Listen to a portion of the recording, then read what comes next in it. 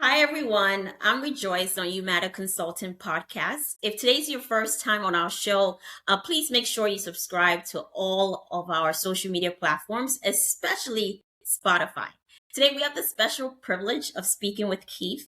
Keith is an executive leadership strategist. I would love for him to also introduce himself as he sees fit, and we'll dive right into the questions. So, Keith, the mic is yours, please. Joyce, it's great to be here. Thank you for having me. And a little bit about myself. This is my third chapter. The first being the military. I was in the Air Force for a number of years, then corporate America with a Fortune 1000 company for almost 17 years and a Fortune 500 company for almost 12 years. And this is now my third chapter, which is my portfolio career of doing a little bit of this and a little bit of that. Executive advisory work, I serve on a number of boards, and I recently wrote a book called The Boardroom Journey, published by Wiley, and I started and founded a company called Boardroom Journey, which dives into boardroom consulting and executive advisory and coaching to help executives and government officials actually get on corporate. Amazing. Your journey is a phenomenal one, and we're excited to learn more in detail and also your book that you have written. Our first question we have for you, for listeners new to your work, how would you introduce yourself and what core missions or your vision has sort of guided your career in leadership, governance, and executive strategy? Wow, that's a deep question, Rejoice. I first was introduced to leadership via the military. U.S. military provides a great platform to help individuals learn the qualities they need to be effective leaders. And fortunately, during my military career, I was able to transfer those skills over to corporate America, in which quickly became a entry-level manager, a middle manager, and then the last 20 years of my career was in senior and executive leadership. And so from a practical standpoint, I practiced leadership throughout my career, whether that was in the military or corporate America. And then also went back to school and I got an MBA from Pepperdine University, and that was a President's and Key Executive MBA program, where the average age of the student in that President and Key Executive MBA program was 45. We all were executives at companies or CEOs or CFOs of our own organizations. And then instead of using a lot of case studies, we used our own companies that we would talk about every 3 weeks from Thursday through Saturday, and really focused on sharpening our saw and improving our leadership and operations management and everything else. Then I went back to school later on in this third chapter, and I got my doctorate in organizational change and leadership. And so I've had this continuous focus on leadership from the beginning of my career to where I am today. Amazing. I like that. I think particularly from the U.S. Army and also Air Force. the Air Force. Sorry, the Air Force experience. First of all, it's very competitive to get in, and then also the lessons that you have learned from that, from a leadership point of view, is phenomenal. And you having the ability to also give back is quite impressive. Looking back, what defining moments or pivots most shaped your professional journey and clarify your purpose as a leader? Wow. There were many.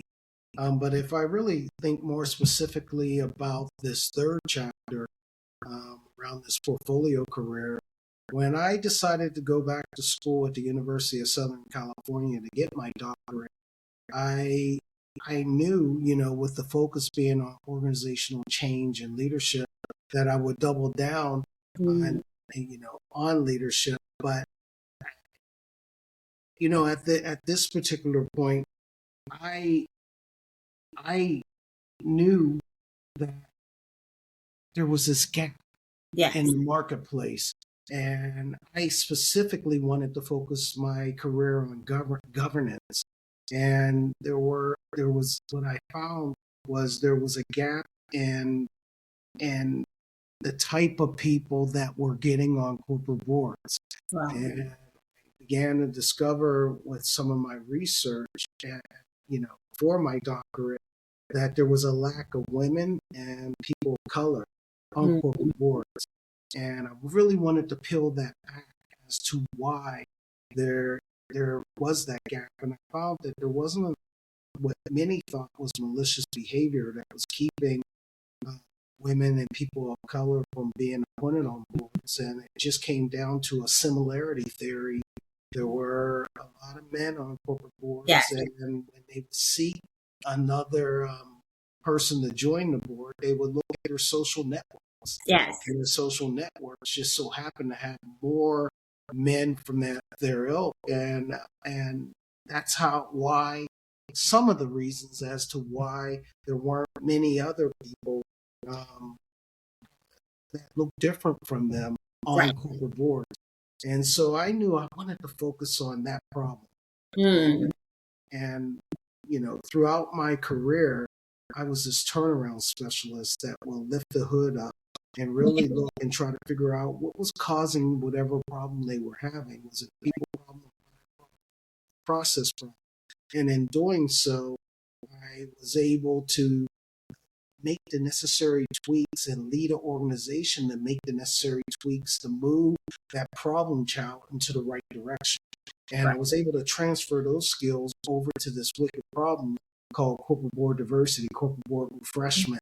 And that's basically where I decided I wanted to focus on helping leaders do the things they need to do differently to get different results to get on corporate boards. Because it was a myth. We would bring on more people of color. We would bring on more women if there were more qualified and we had access to them. Right. And it was a myth because there were tremendous people out there that were ready for corporate boards, but just weren't being tapped for corporate boards. There were people out there, leaders that weren't even familiar with boards at the level that they should be, but they had all the skill sets that boards would be interested in. And so I figured if I can help corporate boards think differently, do things differently, to attract different people, to get different results on the board, mitigate risk better, disrupt better, and find more blue oceans. If I can work with boards to think a little differently, that would be one way to solve some of these problems. And excuse me. And then if I could work with individual leaders to begin to orchestrate their career, whether they were at the beginning of their career, middle of their career, or the latter stages of their career, to be best prepared for corporate boards, understand what boards do, and then begin to do the things they need to do to get the human capital and develop their social capital to be attractive to boards. If I can interject at an earlier stage to help people do the right things, then more people will be prepared for boards and put themselves out there and to let people know they're interested in boards. And that can help improve the demographics of the boards, and as well as increase the various perspectives that board members can bring to those organizations. And so that's what I have been focused on in this third chapter.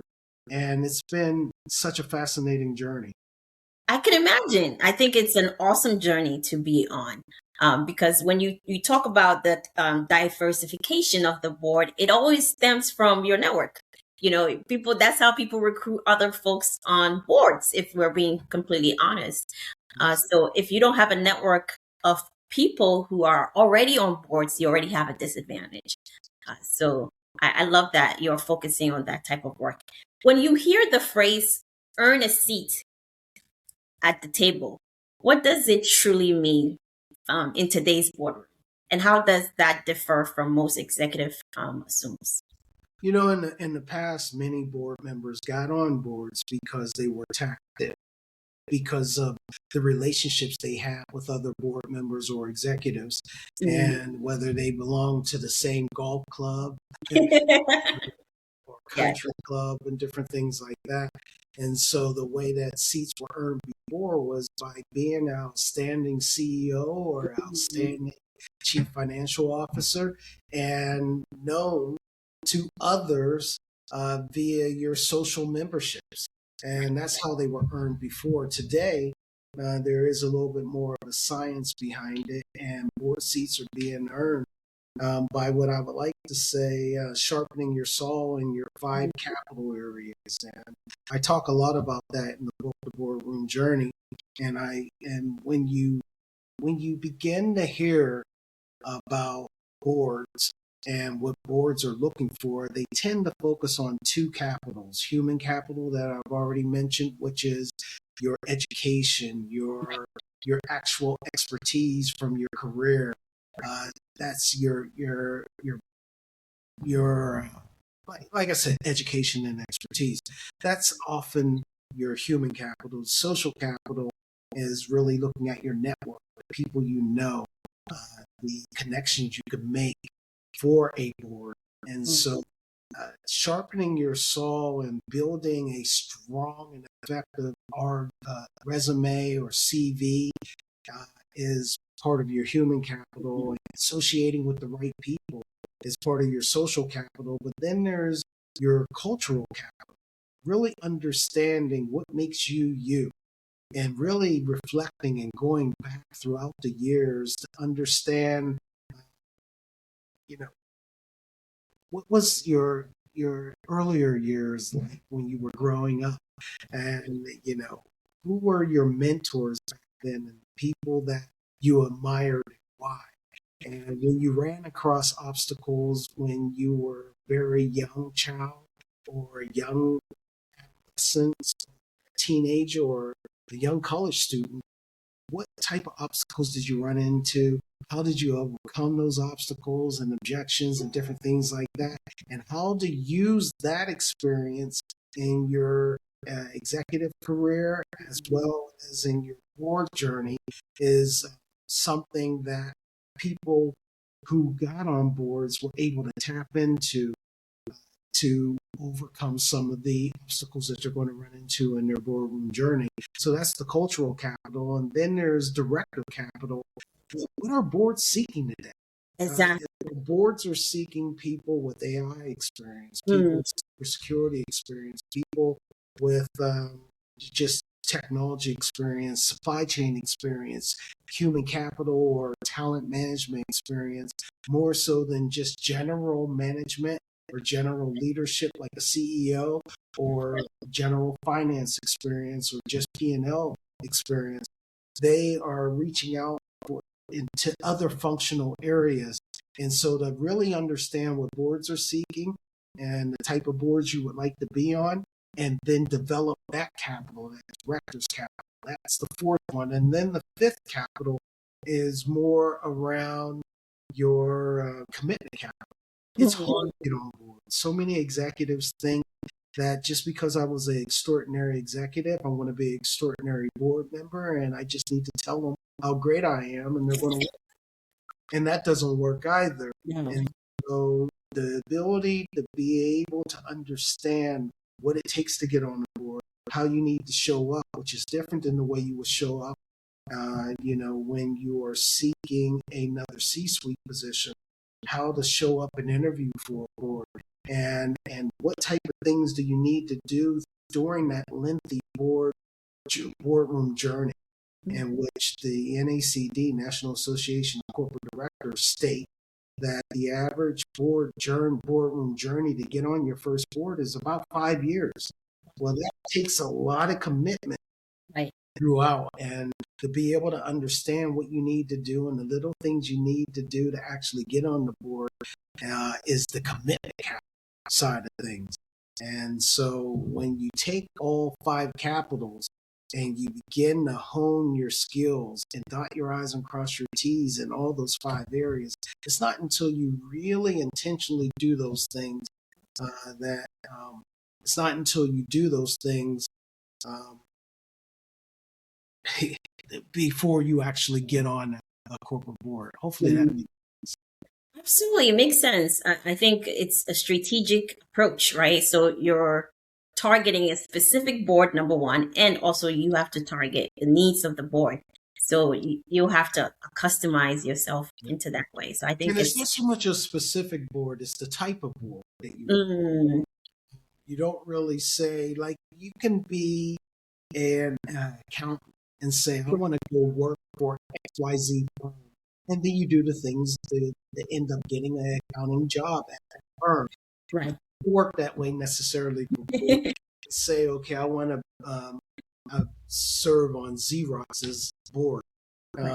But you could say, I want to serve on a board that is like Xerox, and Mm, there are different companies that fit that type of board, and you could begin to position yourself to be most attractive to that type of board. But you normally can't say, I want to be on that board. Okay. Makes sense.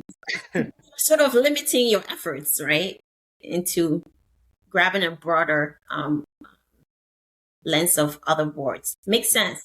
So, Keith, what factors actually matter the most when boards evaluate potential directors?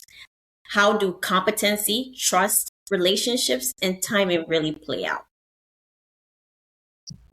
Well, there are many factors. Boards want to surround themselves with people they trust. And so your ability to be able to show that you're more interested than interesting is important. The fact collegiality is important as well when it comes to serving on boards. Not being a one-trick pony is important. Okay. If they're seeking someone that has strong supply chain experience or strong AI or cybersecurity experience, they may be seeking that, but they also would expect you to be able to participate in all the other board conversations as well. And so I talk to people about to be an effective board candidate. They may want something that's very specific from you, but you also have to be T-shaped. If you're only going to focus on your functional experience, that's more I-shaped. But to be able to go deep in that one or two areas that where you can go deep, but also be an inch deep and a mile wide in the other areas that the boards care about is important. So be T-shaped. T-shaped board candidate and board member is very important, and boards are seeking more of that. So collegiality, trust, be curious. Curiosity is very important. And to be able to go an inch deep and a mile wide in many areas while also able to ask very particular questions in your functional area is important. Actually, to not try to do the C-suite show. The C-suite is for a reason. That CEO has surrounded his or herself with the right people in most situations to lead that organization. They don't need the board to lead the organization. Saying there is, noses in, fingers out. I like that. I like that phrase, actually. Yeah. Or heads in and hands out. Right. So you don't become too tax oriented as a board member. No, ask the right questions because you've often sat in their seat before. You understand what may be around the corner and ask questions that help mitigate risks, to help them disrupt, but don't expect to run the company for them. And they don't want to hear the things you did 15 years ago when you were in your situation. But the fact that you did do something 15 years ago in a similar situation, you might be able to ask some questions to help take that team from here to here and thinking about some things that are outside their aperture, and they would appreciate that. But not just to hear yourself talk or not to tell them all war stories. There's a competent team normally in place that can do that, but to also recognize where there's a need for change, whether that's a change in leadership from at a CEO level or a change in other areas, and from a succession planning standpoint, do the things that they need to do. Boards often are tasked, and one of their number one responsibilities is to hire and fire CEOs, Right. And then to continue to develop and to support that CEO and his or her management team as well. Makes sense. So, if you had to distill your work or career into a signature approach, what is uniquely about how you think about leadership, culture, or governance? Well, they're all important.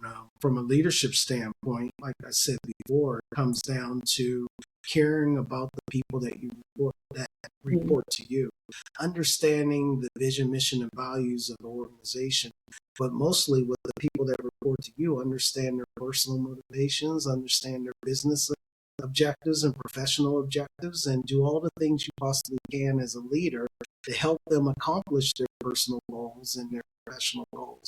And I've built a successful career by really focusing on those that report to me and understanding what is important to them. And if I help them accomplish their personal and professional goals, the byproduct of that would be my personal success and the business's personal success. So really caring about the employee, understanding that the company's vision, mission, and values is important. Understanding the culture. And if the culture on a global perspective isn't healthy, doing what you can to really help influence the overall culture if it's not quite healthy, but really focusing on your subculture that you have the responsibility for, and then having that become a benchmark for other subcultures or other business units. And by doing that, you begin to make the necessary tweaks to take an unhealthy culture and begin to make it healthy. Culture is very, very important, and making certain that you understand when you accept the role that your ability to impact that culture. Is the culture going to eat you alive, or is the culture going to accept the beauty that you bring to the organization? But to be able to have the intestinal fortitude to ask the right questions, even in an interviewing process, to not only see if you are a right fit for that company, but is the company the right fit for you? And can you impact the culture in a way that will help the company do the things that the company is ultimately asking you to be able to do? So culture is very important. And from a governance standpoint, to be able to go into it with the right mindset that you want to help, you want to make a difference, you want to help them accomplish their vision, mission, and values, but in a way, like I said before, that you are keeping your fingers out, your noses in, and that you're there to support them, you're there to help them do things they've never been able to do before. And when you go in with that sort of interested mindset, you can begin to make a difference from a governance standpoint. Makes sense. And I allow me to pivot a little bit into another follow-up question. Do you think sometimes CEOs or boardroom directors have an influence in changing the culture? CEOs definitely do. The boardroom can, to a certain degree, and that comes down to making certain that the right talent is there, making certain that via the CEO, you have the ability to interject with the C-suite and the level below the C-suite, and you can walk the shop floor and meet people. Some CEOs only want to give you access to their direct reports only with their supervision. And with that sort of mindset, you kind of get what you get in that situation. And they're kind of coached to don't talk about this, Yes. and to only talk about that and only give them this much information. Because I don't want them in our business. And that Yes. sort of mindset is dangerous, and you get what you get. But if you Mm-hmm. surround yourself with the right sort of independent that truly have the right mindset and care about the organization, and you have a CEO that trusts his or her board members, then you can open up your whole organization to board members in a twofold sort of way. One, to give recognition where recognition is due. They afford the board members to catch people doing things right, and to really show appreciation and introduce them to our human capital and social capital that we bring, and help those hypos, if you will, continue to excel and feel motivated. And two, afford the board members the opportunity to walk the shop floors and hear things from the employees and hear things from that company's clients that may not have been shared in typical board meetings. Right. And that affords board members to really understand the industry, really understand the culture, really understand what's working and not working. And that affords us, with our experience in human capital, to be able to ask more thought-provoking questions to help mitigate more risk and also help find new blue oceans and help disrupt at the right periods to disrupt for higher and better strategic growth. And so when a CEO trusts his or her board members to have access to the rest of the organization in a way not to be hands-in, but to offer hope, to give recognition, and to find out more data and information is really a secret to success. Absolutely. Awesome answer. My follow-up question for you also, what happens if a CEO and a board are not the right fit? Have you seen that experience? Yes. And it becomes a check the box sort of environment at best. At worst, it becomes a waste of everyone's time, and there's head butting, and it becomes a distraction instead of something that can actually help. And it's because oftentimes in those scenarios, there's a lack of trust. The board members did not make the effective or the right sort of transition from being an executive to being a governance professional. And they're really just trying to do the CEO's job. and that's not fun for the CEO. You have board members who want to be more interesting than interested, and they want to prove that they know more than everyone else, that they're the smartest person in the room, and they know more than everyone else, and they just want to talk for the sake of talking. They want to ask questions to prove how smart they are, and then they will have that management team spend the next 2 to 4 weeks getting answers to their questions that they do nothing with as a board member.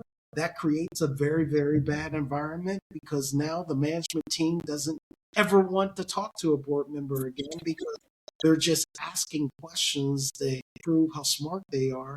They give us assignments, and then we never hear of anything about the information we gave them that took us 4 weeks to gather. And so now we wasted 4 weeks that we could have used on revenue producing activities. And we got them all this information that they made it sound like it was important to have. And the next 3 board meetings after that, we never heard anything that they did with all that information we gave. That creates a horrible situation. That's at a board level, things that board members are doing. Things that management teams that are doing is like what I alluded to before, where the CEO says, only tell them this. Do not tell them that. We're going to tell them the great things that we're doing, but we will never explain the rewards to our board members, because I don't trust them. I don't want to lose my job, and you shouldn't trust them because they have the ability to fire us. So only give them phenomenal things. yeah, absolutely. And so when you have that sort of culture, you waste the board members' time. And you're only as good as the data that's being provided, and garbage in, garbage out. And if you're only providing the garbage and you're only providing the good things, but not exposing us to the bad things, how do we help mitigate risk? Because we walk a mile in your shoes, we may be able to uncover some really significant risk that you're about to dive into and be exposed to, and we can help you mitigate that risk via the questions that we ask, and I'll still allow you to manage your business, but that we may be able to tell you what's around the corner, something that's around the corner that you can't see, and then afford you the opportunity to tap into our human capital to deal with ways to mitigate that risk or to handle that situation that's volatile. Utilize the experience that's in the room, and oftentimes there may be hundreds of years worth of experience.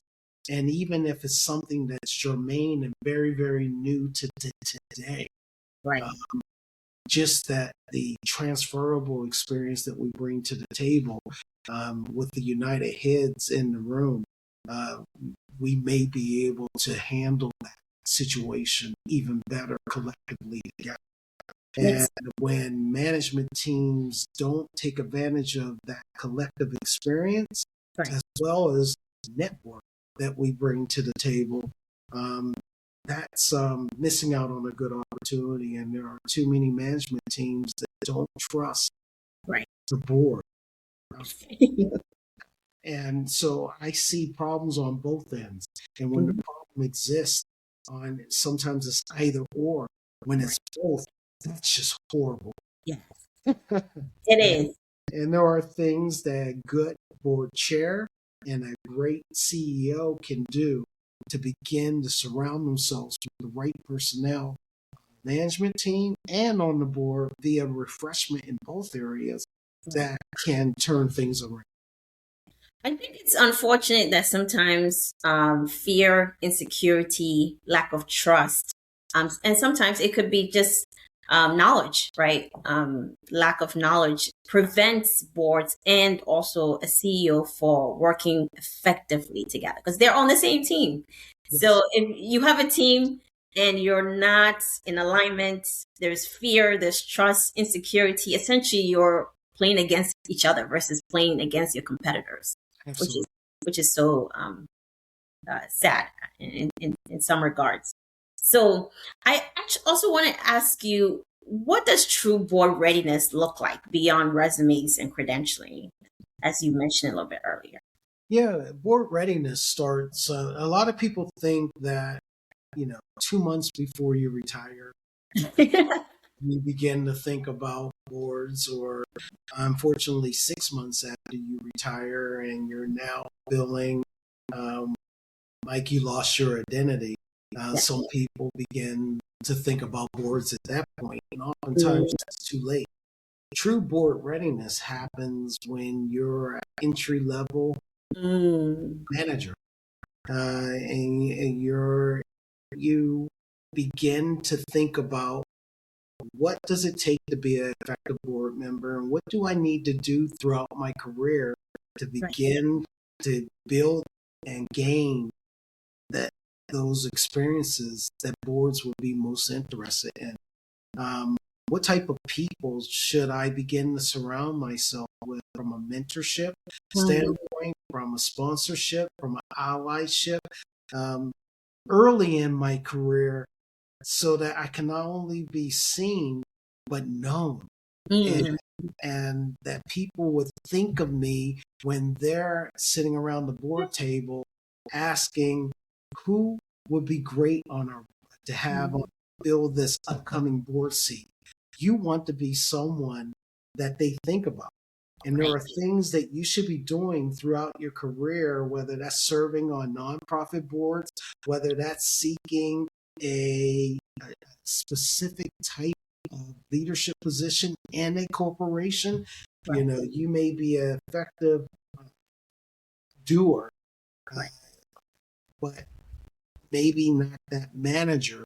And at what point in my career do I go from being an individual contributor to a leader, then Mhm. to a leader of leaders, then to an executive, and to have that mindset that at some point of my career, I'm going to want to become a board member, and then reverse engineer the things that you should do in order to gain the experience and gain the networks to actually be that.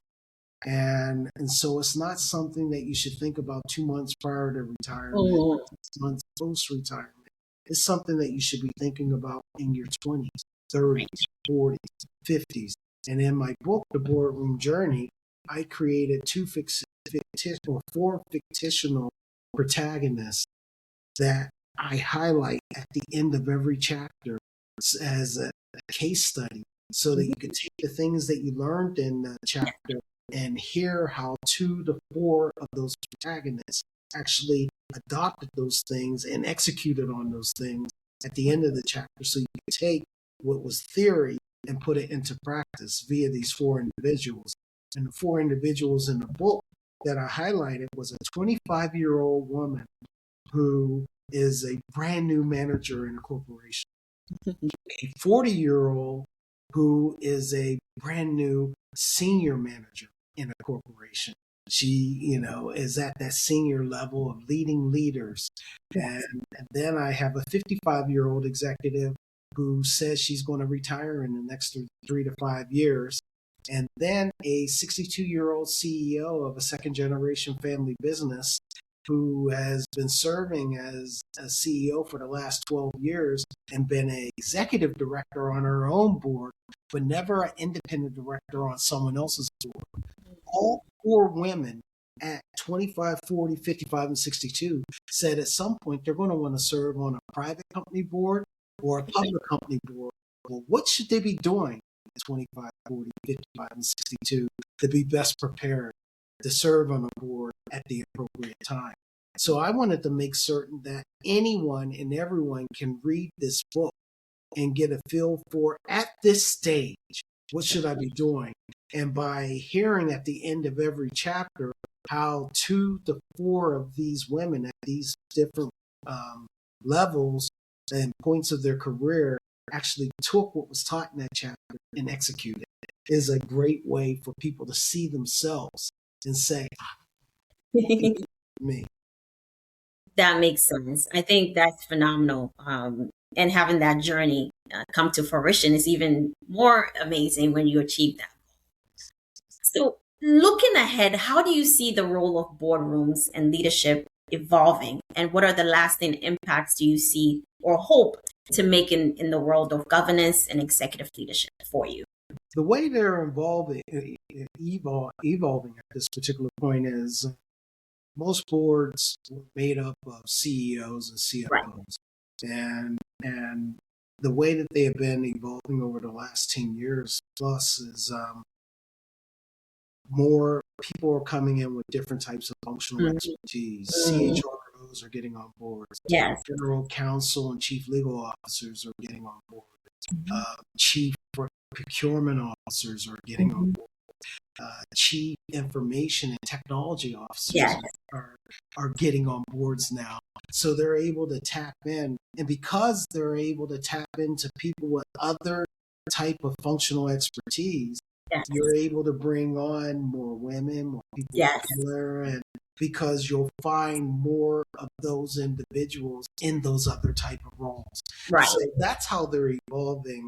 They're also, and during the social justice movement from 2020 to 2024, a lot of the recruiting came from those areas, largely due to the moral imperative.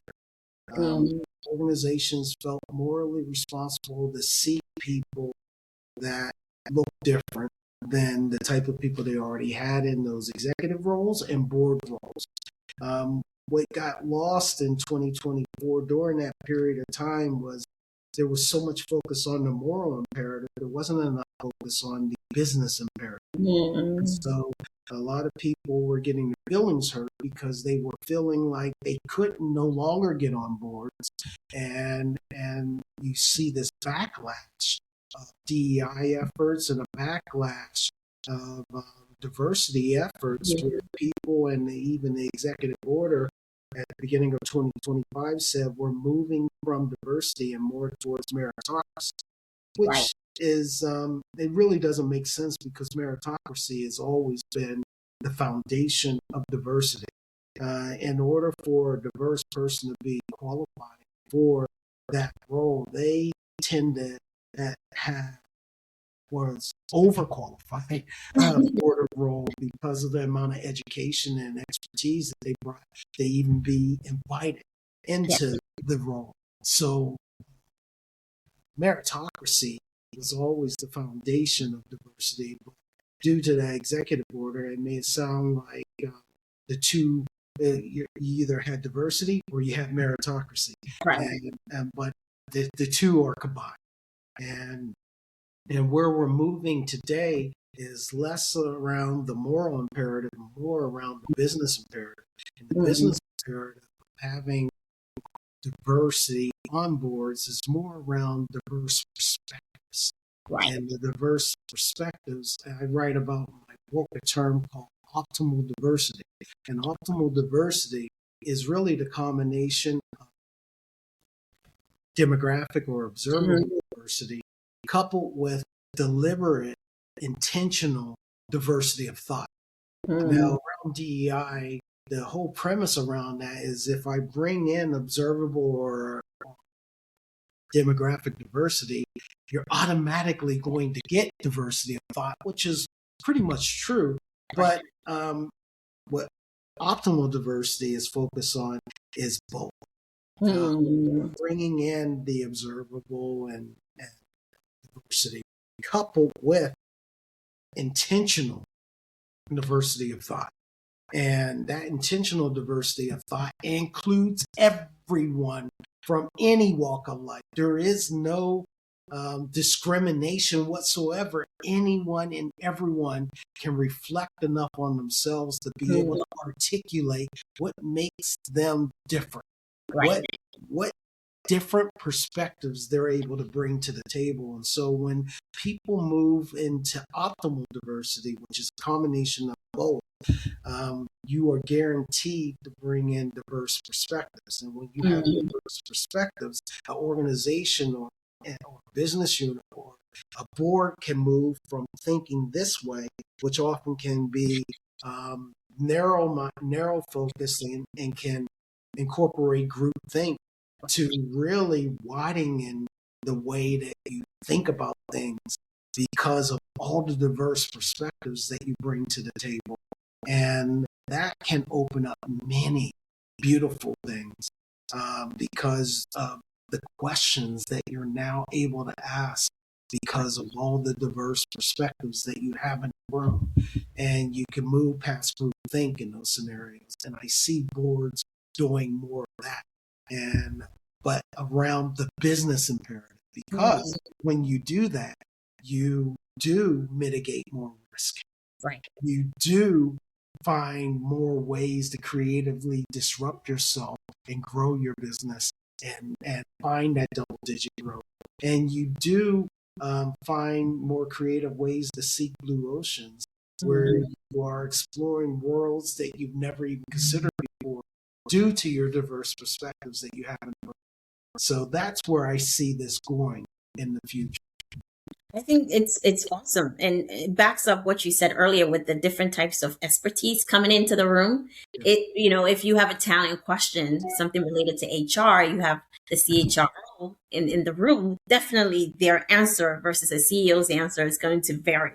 So the questions that they ask may be different, but once again, that person still cannot be a one-trick pony.